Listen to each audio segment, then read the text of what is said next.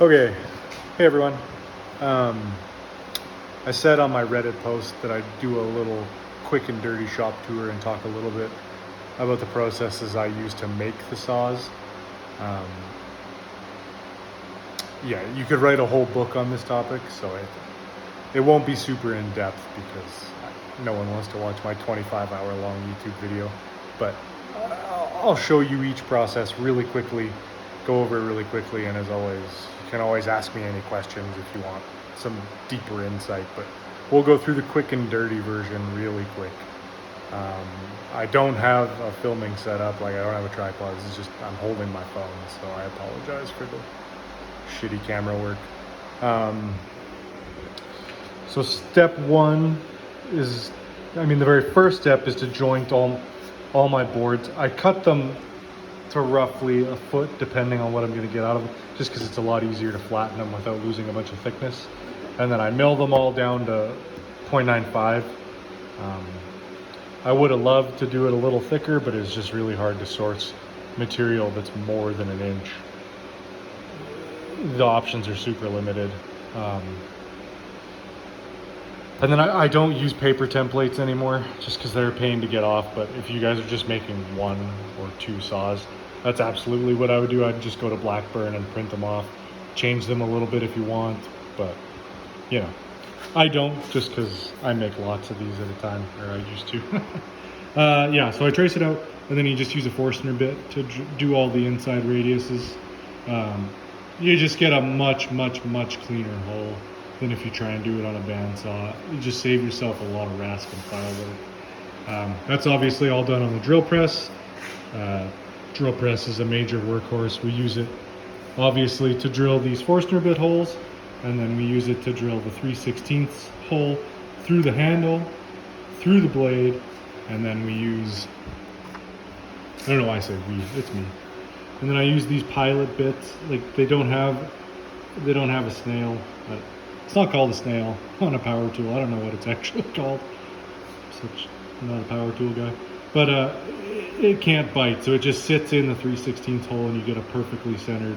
This is the 3/4 for the medallions, and I have a 1/2 inch one chucked up in my hand drill over there on the assembly table. So all that's done at the drill press, as well as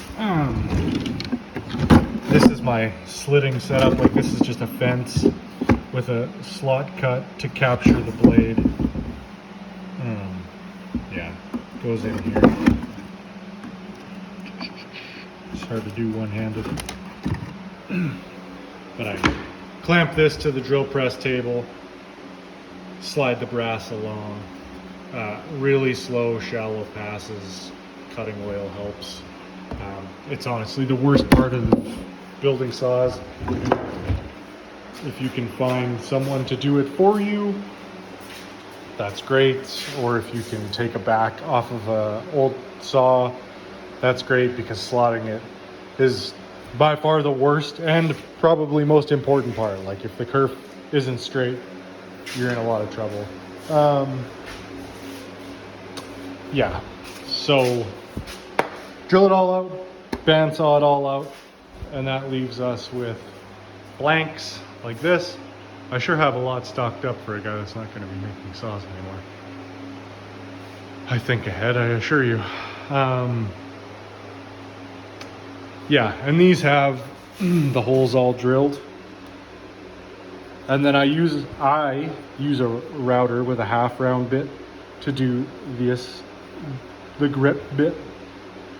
There's still a lot of rasp and file work to be done to shape this properly, but it removes a heck of a lot of material really quickly. Saves you a lot of rasp work because, it's slow, and if you're trying to do a dozen of these a month, time needs to be saved. This is the toothing machine. You can see there's just a die that comes up and down, or an anvil, whatever you want to call it. And as the drive belt moves, it lifts this little paw up and down that sits in this spacer and just pushes us along at the right TPI. Obviously I plug it in and it goes way faster, and it just drops out fun little metal shavings. This is my slot mortiser. So this is just a Jacobs chuck basically. Oops. This is a Jacobs chuck with a spiral bit chucked up in there, and then the table moves in every direction I need it to. So I just clamp the handle in here. Really shallow passes. That was a bit of a learning experience, but just, yeah. And then it's got stops underneath, so I can set it up for each saw, or for each mortise size. This is the bandsaw. I use it to obviously cut out the handles, and then I have a special, this blade right here. I had it specially made out of 15 thou material, where your normal bandsaw blade is 25 thou. And then I with my grinder took all the set off, so I actually have a very thin, oh, I'm not showing you anything. I actually have a very thin kerf, so I use that to actually kerf. That's what it's set up for right now with the fence right here. Set up to actually kerf the handles. That saved a lot of time. If you guys are doing it at home, you can, yeah, just scribe it with a marking gauge and cut it. That's nothing wrong with that. You're more than capable. This is just a little, I don't even know what industry uses it. They sell it, this one's sold on Amazon as a quote unquote metal polisher. They, there's a couple automotive companies that make them. I can't imagine what you would ever use it for in automotive. But it's basically just an angle grinder, but instead of a flat contact pad, there's a 4-inch spindle here. And this is like the red 3M, and I use this to polish the steel and the brass. And then I also have, they say that's equivalent to about 500 grit. I think it's probably a little coarser than that. But then I also have this wheel, which is the equivalent of 30 grit. And this is what I use to taper grind the panel saws and occasionally a few other, like some halfbacks. And then I just have also a wool one for polishing. This here is the press. This is 12 tons. It's about what you need. I had a 5-ton before, and it was okay. You couldn't do any steel on it though. Like I can use this I use it to stamp into the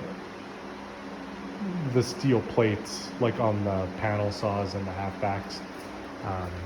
These are the stamps I use. You guys won't be doing anything like that. These are way too much money for someone who's just gonna make one, you know. It's just not a feasible thing to do. And then this is the assembly bench.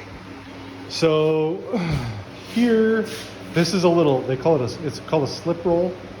You can use it to form curves in metal, but you can also set it up to straighten it. When you cut teeth by hand, which is what you guys would probably be doing, like with a file, there's not really any problem and that would cause you to need this. But when you use this toothing machine, it's basically a big, moderately sharp, not very sharp anvil smacking down on it. It just puts a ton of tension into it in the wrong way, in the wrong places. And you end up with really wonky plates. So every plate that goes through that toothing machine needs to go through here. I find best results is like through face up, same end face down, flip it around both faces, and then on an angle for each corner on both faces.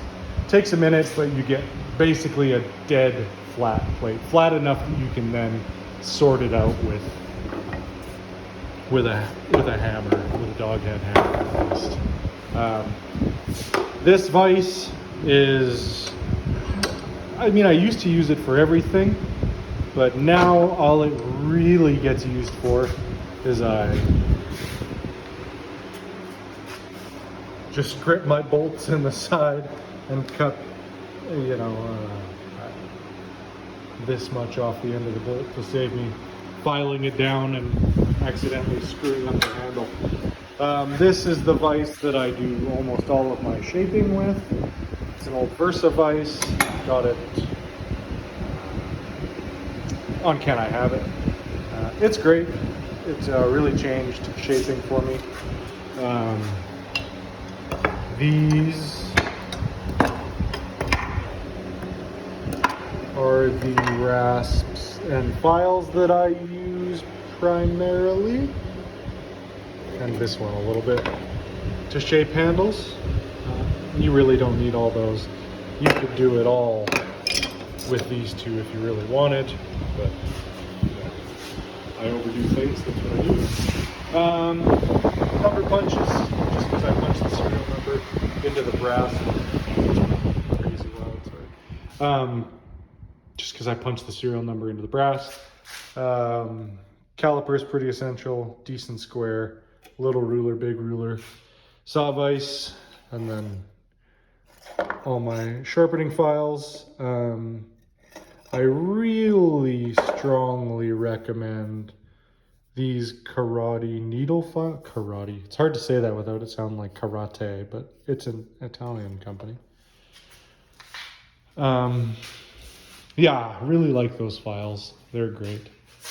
But yeah, that's basically it. So drill all the holes, cut it out on the bandsaw, kerf it, because if the kerf goes wrong, then you throw it away. And then cut the mortise, stick a sacrificial, I've just always got a plate with a back on it to test and make sure everything's aligned, because if it's not aligned, it's garbage. Start over, don't waste your time shaping it. And then we shape them, roughly, and then finish shape them in there, sand the shit out of them. While the oil's drying, to the plate, sharpen it, etc., etc., etc. Sorry, I'm not much of a video maker. I hope that was some insight. Feel free to ask me any questions.